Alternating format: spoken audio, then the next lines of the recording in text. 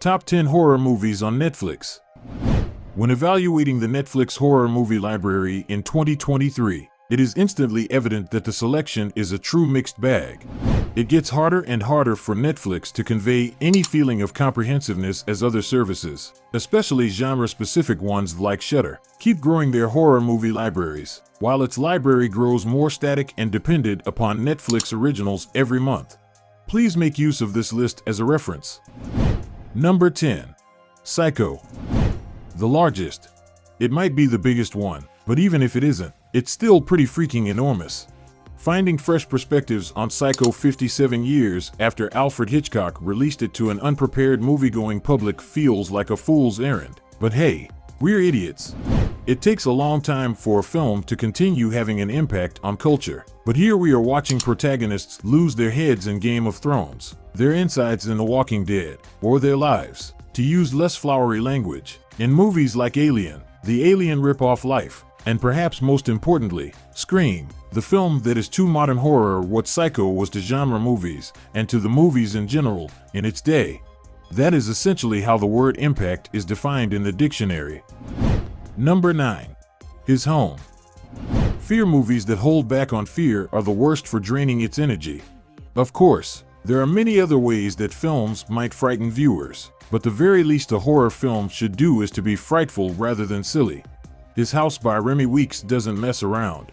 The movie starts tragically, but within 10 minutes it easily outdoes itself by scattering ghosts throughout the garage where his characters could trip over them, such as on the floor and the stairs. In the end, this is a film about the unavoidable melancholy inherent to immigrant experiences, a companion piece to recent independent films like Mediterranea by Jonas Carpignano, which vividly depicts the perils that immigrants face traveling and arriving at their destinations. Weekes has a strong personal interest in Bol and Rial, their background, their reasons for leaving, and most importantly, what they did to leave. Weekes is as committed to exhilarating his audience, though. Number 8. The Haunting of Hill House. The Haunting of Hill House's aesthetic makes it effective as both a skillful adaptation of Shirley Jackson's iconic book and as horror television. The monsters, ghosts, and other phantoms on the wall are either barely visible, off-screen, or hidden by shadow. To create unease and inconsistency, the series even goes back to some of the camera movement and shot design choices from the original film version. Perhaps inconsistency is the wrong word to use here. When you watch it, your head is the only thing that seems truly inconsistent because you are constantly on the lookout for tricks but are frequently fooled by the way the scenes are put together. Number 7. Mass at Midnight. Every islander on Crockett Island in Midnight Mass feels beset by bad luck. The island's local fishing industry was devastated by the recent oil disaster, which nearly wiped off the fish supply. Their houses peel and disintegrate from neglecting the effects of the ocean. Due to a lack of opportunities, the vast majority of islanders have left, leaving only a pitiful minority behind. They may only travel to the mainland on 2 ferries. A significant storm is brewing, and there is little hope left.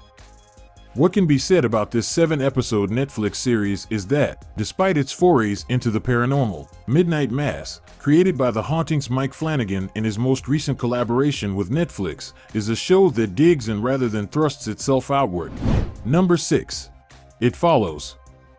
In terms of style alone, Mitchell is an auteur who seems to have emerged from Metro Detroit's unhealthful womb in full form. It Follows is filled with cycles and circles, from the narrowly defined parameters of the horror story to the youthful, chubby roundness of the faces and bodies of this small cast of main characters, never letting the audience forget that these people are, in many ways, still children. Mitchell makes it plain in his account that this has happened before and will happen again. All of which wouldn't work if Mitchell weren't so intent on making a genuinely unsettling movie. But every aesthetic flourish and the fully circular pan is subservient to giving morbid life to one particular image. Someone, anyone, slowly emerging from the background or one's nightmares and walking toward you, as if death itself were to appear next to you in public and be prepared to steal your breath with little to no finesse.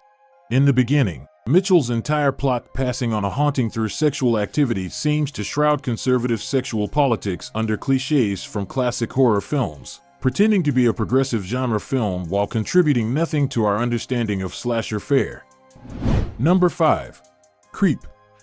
The overnight director Bryce, who also produced Creep this year, makes his directorial debut with this slightly predictable but gleefully deranged short horror movie. The film, which stars the insatiably creative Mark Duplass, is a character study of two men, a naive videographer and a reclusive psychotic man who employs the former to come to record his life in a cabin in the woods. It completely depends on its good results. As the crazed madman who pours himself into the protagonist's life and haunts him at every moment of the day, Duplass, who has displayed his ability to be endearing and quirky in films like Safety Not Guaranteed, excels here. The exchanges between the two at the beginning crackle with uneasy tension. Number 4. I'm Thinking of Ending Things. I'm Thinking of Ending Things will be thought of as ending by many spectators shortly after it begins. The interior of a house, an apartment, or another interior is depicted in a cross-dissolved cascade of unpolished views. We are almost in the middle of a woman's narration as she gives us information without providing any background. It has an odd, unsettling feeling. There is a problem. This is not how a movie should be made. Finally, the woman is revealed, who was superbly portrayed by Jessie Buckley. She is standing in the street as snowflakes begin to fall, making us feel as though we are both inside a 3D snow globe. She raises an eye to a window a few stories high. An elderly man can be seen gazing out of a window. Jesse Plemons is visible peering out of a window. The next image shows Jesse Plemons driving his beaten-up automobile to pick up Jessie Buckley. Number 3. Crimson Peak. The Gothic romance conventions are observed in Crimson Peak on purpose. I made this movie to present and reverse some of the conventional cliches while following them, of the Gothic romance. The conversation between Thomas and Edith at this moment is essential to the message the movie is trying to convey. He looks over at her desk and says, "I'm sorry," glancing at the manuscript there. "I don't want to be intrusive, but isn't this fiction, right?" It is.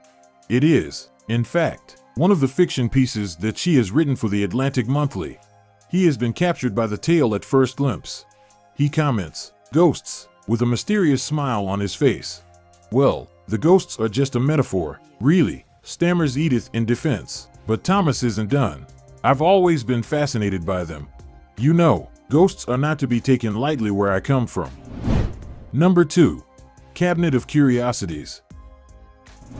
It makes sense to initially question how much of a Guillermo del Toro project the new Netflix series Cabinet of Curiosities is.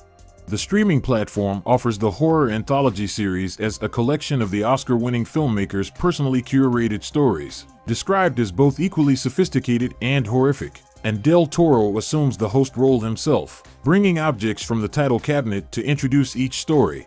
Can the actual portions, though, hold up to being associated with such a cherished director?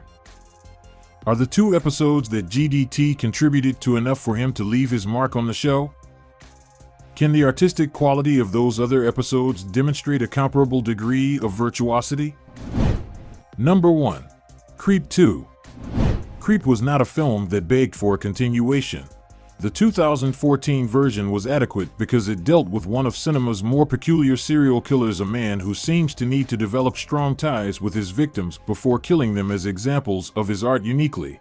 However, Creep 2 is that uncommon sequel whose aim seems to be let's go deeper rather than let's do it again.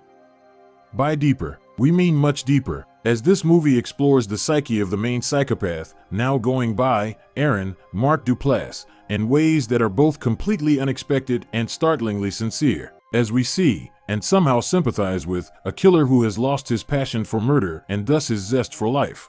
If you liked this video, follow us and you will find many videos that will help you to transform your life. Thanks for watching all the video. Please subscribe and hit the bell. See you soon.